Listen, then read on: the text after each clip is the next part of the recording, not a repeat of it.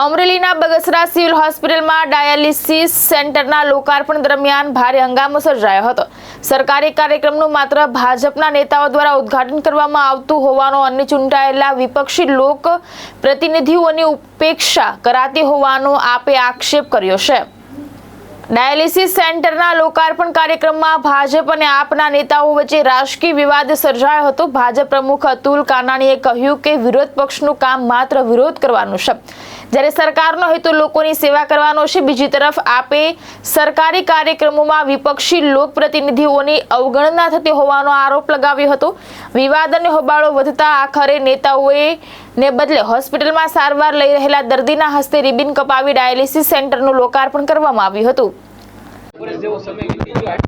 બગસરાની હોસ્પિટલનું નિર્માણ થઈ ગયું હતું, પરંતુ ડાયાલિસિસ સેન્ટરનું ચાલુ થવામાં થોડોક વિલંબ થયો હતો। કોઈને કોઈ કારણસર નવા યુનિટ ની ફાળવણીમાં થોડોક સમય લાગ્યો છે, પરંતુ આજે બગસરા હોસ્પિટલને 2 યુનિટ ડાયાલિસિસના સરકાર તરફથી પ્રાપ્ત થયા છે। ત્યારે હું ગુજરાત સરકારના આરોગ્ય મંત્રી શ્રી સાથે સાથે મુખ્યમંત્રી શ્રી ભૂપેન્દ્રભાઈ પટેલ સાહેબ, આપણા સ્થાનિક સાંસદ શ્રી ભરતભાઈ સુતરિયા, ઉર્જા મંત્રી કૌશિકભાઈ વેકરિયા અને ધારાસભ્ય શ્રી જયભાઈ કાકડિયા સહિત સર્વે પદાધિકારીઓનો સંગઠનના વડા તરીકે હું આભાર વ્યક્ત કરું છું કે બગસરાની જનતા માટે એક સુવિધા માટે ખૂબ સારી આરોગ્ય સુવિધા બગસરાની જનતાને પ્રાપ્ત થશે અને અહીંના દર્દીઓને, જરૂરિયાતમંદ દર્દીઓને અમરેલી સુધી કે રાજકોટ સુધી લાંબુ નહીં થવું પડે। એમની જગ્યાએ એનું ડાયાલિસિસ બગસરા સરકારી હોસ્પિટલમાં થશે, જે આ વિસ્તારની જનતાને એક આરોગ્યલક્ષી સુવિધા પ્રાપ્ત થશે। તે બદલ હું ફરી વખત ગુજરાત સરકારશ્રીનો ખૂબ ખૂબ આભાર વ્યક્ત કરું છું। ખાસ કરીને જે આ સરકારી કાર્યક્રમ છે, સરકારી માનસિક દ્વાર થાય ત્યારે જિલ્લા ભાજપ તરીકે તમે અત્યારે હતા અને તમારો વિરોધ કરવાનો શું કહેશો આમ આદમી પાર્ટી કરે છે?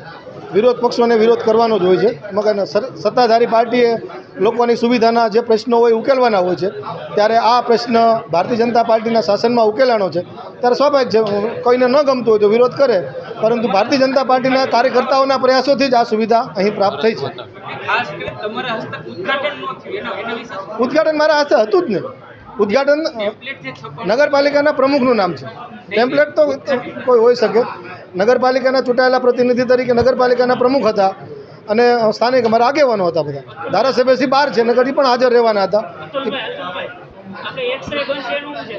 એક્સરે માટે મારા ધ્યાન ઉપર અત્યારે વાત આવી છે, એના માટે આપણે પ્રયાસ કરીએ વહેલી તકે બગસરાની જનતાને એક્સરેની જે સુવિધા છે ફરી વખત ચાલુ થાય તો પ્રયાસ કરીશું।